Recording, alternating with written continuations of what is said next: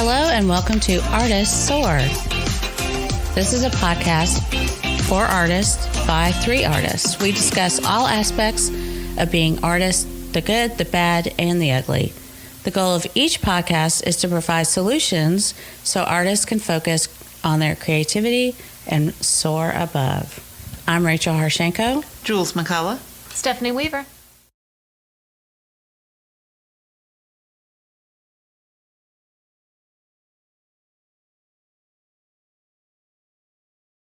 So from our last podcast, you raised, Stephanie, a good prompt or good question that you saw on social media. Yeah. So one of the Facebook groups I'm in, a lady asked the question, do I really need a website, or is Etsy good enough, or Fine Art America? Are these things good enough, or do I really need a website? And, naturally everybody's willing to give their opinion like we do here. Yeah. So and I know I have my opinion, but I really want to know Julie and Rachel's view of, does an artist really need their own website? Yes. Yes. Thank you.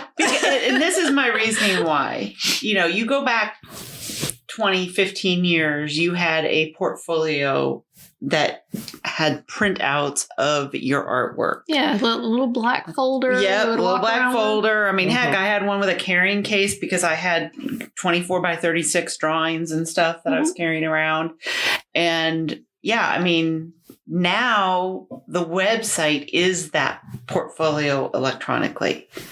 So to me, that is your portfolio. If you don't want to spend a lot of money on it and you have the Adobe suite, you get Behance or however it's pronounced with it.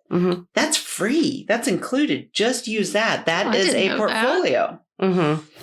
That is what it's for, is your portfolio. So you can't do a lot with it. And they have templates you can choose from. But at a bare minimum, you've got to have a website. And I think Google Suites even has a quick website you can do. And it doesn't have to be expensive. And, right.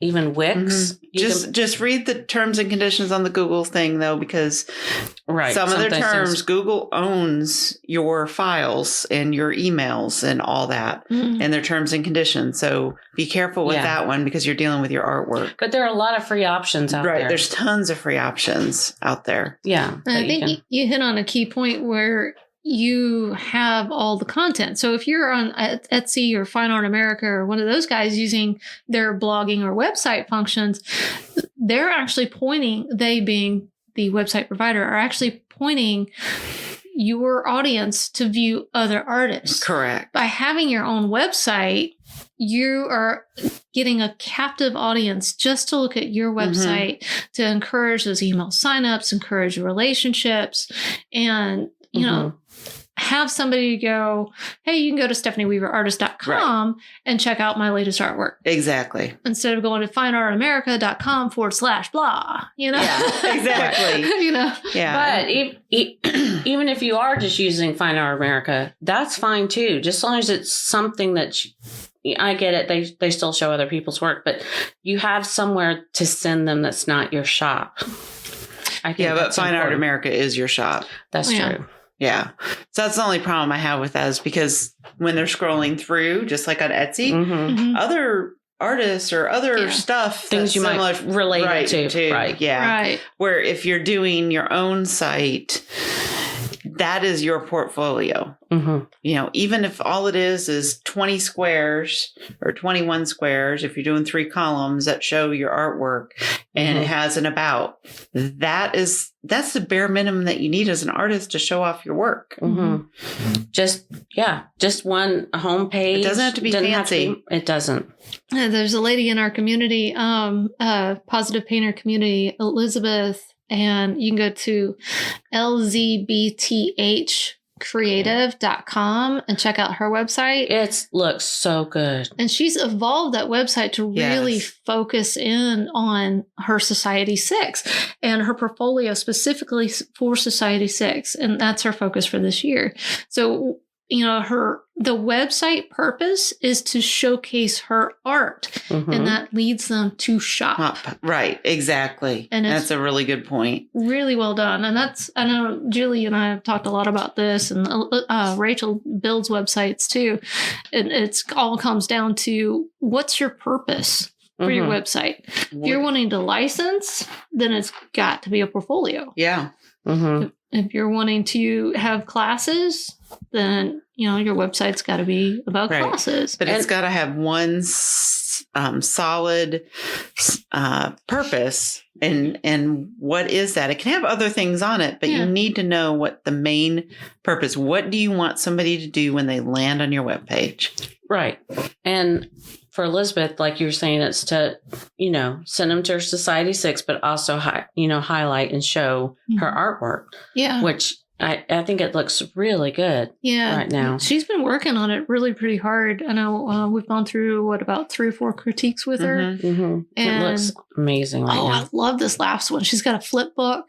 Yeah, so it looks really good. She's heard critiques from her family and friends that they want to see all the products that she offers. Right. So she created this fabulous little flip book. And I'm like, it's really nice. Yeah. And that's the other thing. When you own a website, that is yours. You can play with it. You can play with it, and you don't have Facebook or Instagram or TikTok or anybody else telling you what you can and cannot put on your website. Right.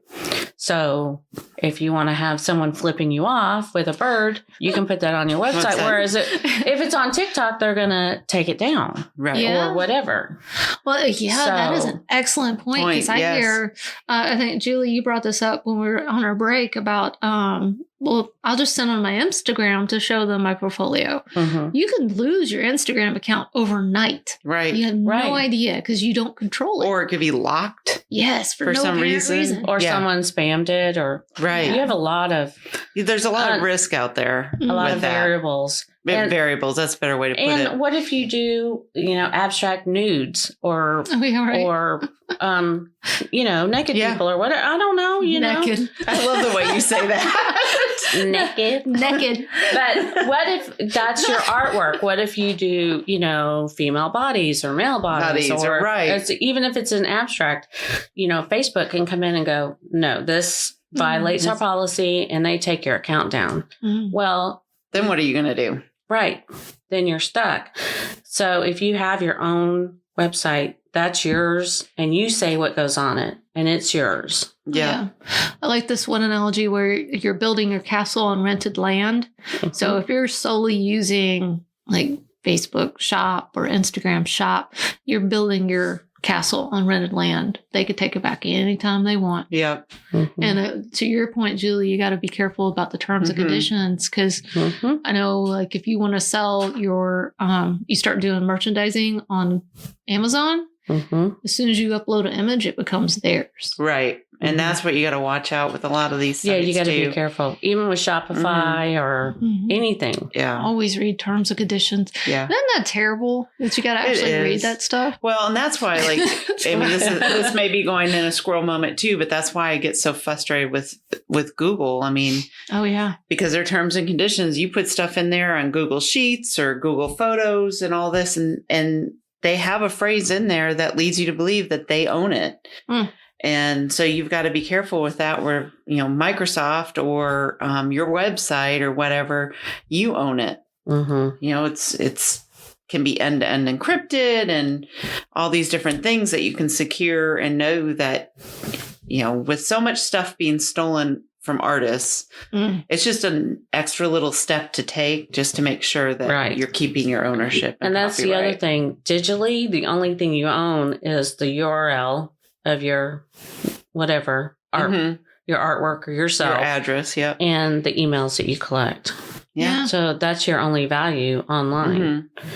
Which, then, if you do something like the simple Behance with Adobe, read their terms and conditions and make sure what they say, so that you're knowing that you're keeping that ownership, where, again, it's better just to get your own address. But if you don't want to go to that extent yet, there are solutions out there that protect you enough to get your portfolio available. here I am, I'm talking for my studio. I don't have a website yet. It's just an Etsy account. Yeah. But you haven't completely decided what you want to do yet either. Correct. So I got to figure all that out too. That's smart. You're not. Yes. You're not rushing into it. Yeah. Right. You're going to figure out what you want and then build it around what you want. Yeah. Instead of just, wasting time by throwing. And I do have there. something for, I do have a website for my podcast. So if somebody asks, I can say, hey, go here. Right. Boom. And you have everything you need to know about, from listening to it to reading about it to all the recommendations and recipes and stuff. Mm-hmm. Right. So, but and it's a great way to collect your email because we had talked about, email marketing. And that's a great way to reach, your people who want to buy your stuff. Right. And her podcast is bubblybibbly.com. Oh, thank you. If you love reading. Yeah. And join and the libations that go with them. Oh, my Lord. Yeah. Reading and cocktails. Yeah. But yeah, I think it's just something that you should count as part of the business side of being an artist is to have your website. Yeah. And I know one of the things that I hear a lot is, well, I'm not technically savvy.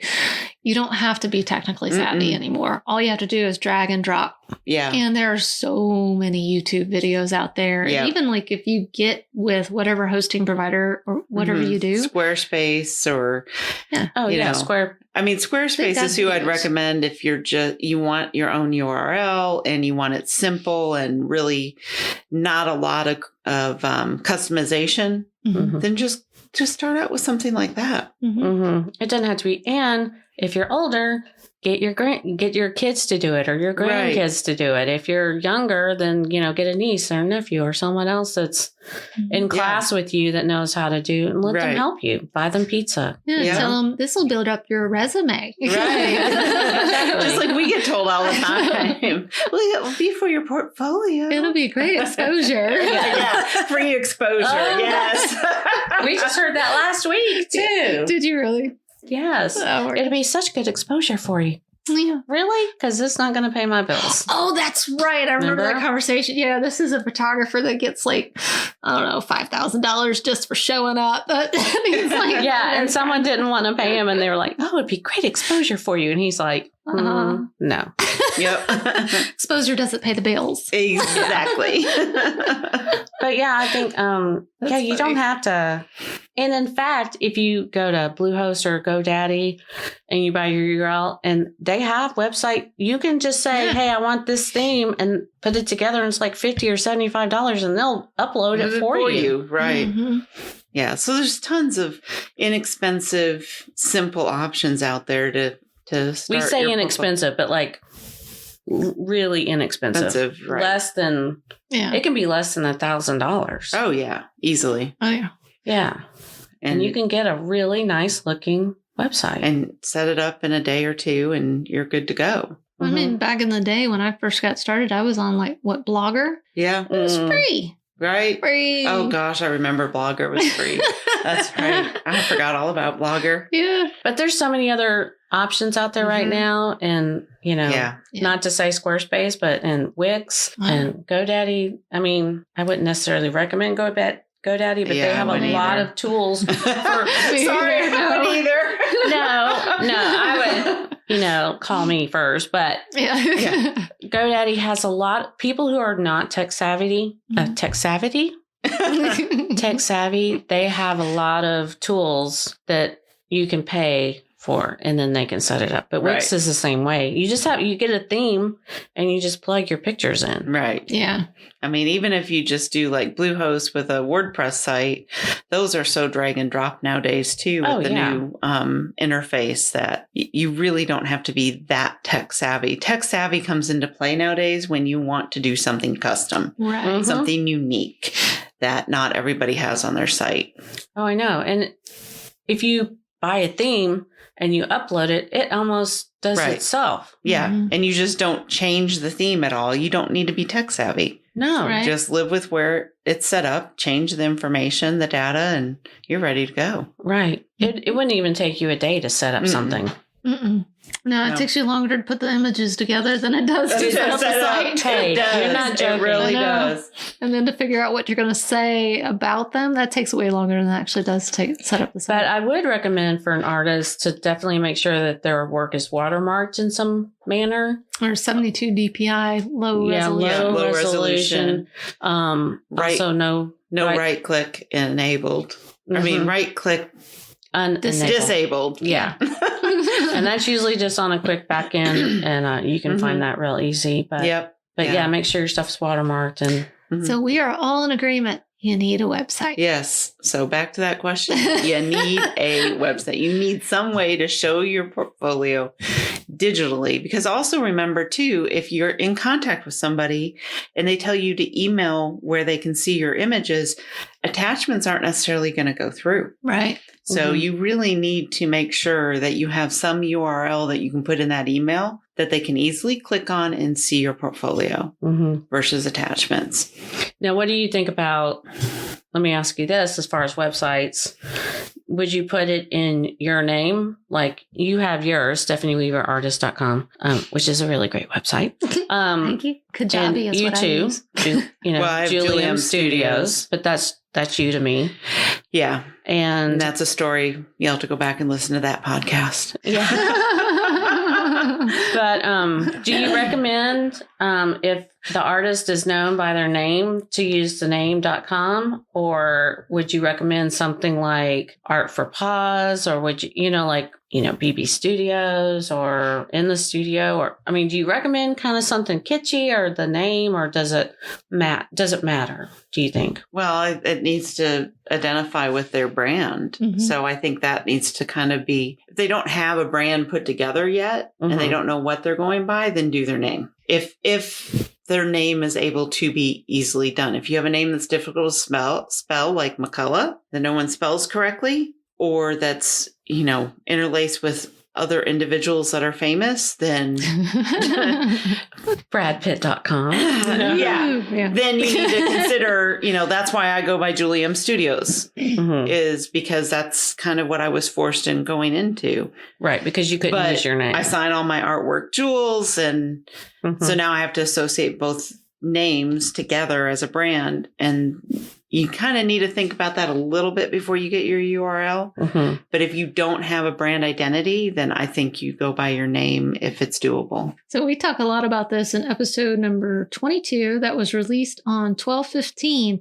Julie McCullough's name and the troubles with it. How do you protect your family without while promoting your business? So yeah, check out that podcast because it's very entertaining. Oh my gosh! You don't know the system history of her name. Yes, it is worthwhile to Google your name. Yeah, you definitely need to see, someone. If you have like Jane Smith. Oh yeah. Obviously, you're not going to go by JaneSmith.com. Yeah, especially if there's like a gazillion of them. Or that's why I had to go with Stephanie Weaver Artist, because apparently there's a lot of Stephanie Weavers. But I also have Art for Pause, and that directs them to a particular landing page on my website that's nothing but pet portraits. They can go to positivepainter.com. That brings them to the main page. They can go to Art Pricing Calculator, and that takes them to the art pricing, but it's all leading them back to my site. So it just kind of goes back to, a little bit of branding. What are you trying to sell? Right. And can they spell your name? Right. Yeah, exactly. So it's kind of like, I may have to find something different as well, too. Yeah. People don't even spell Rachel right. So yeah. Alexa likes to say Harkinko. Oh yeah, so does Siri. It was probably a hard C to begin with, but it's changed to soft C. So it's Harshenko. But yeah, no one says it right. No one spells it right. Yeah. So I don't know. Yeah. But get a portfolio. You've got to have one if you want to be a monetized artist, I think. Yeah, that's an excellent point. Monetized artist. Yeah. I think it's worthwhile anyway, period. Yes. And then you can still just put your new work up there. It doesn't, like I was talking about a couple of podcasts ago about someone who didn't even want to sell their art. But they could still have a website, just for contact information and to put up their new work. I don't know. I think you should always have a website, though. Yeah, definitely.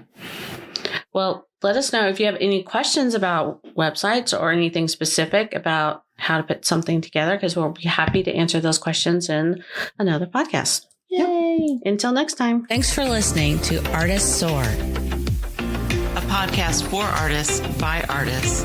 And if you have any questions, feel free to email us at hello@artistssoar.com.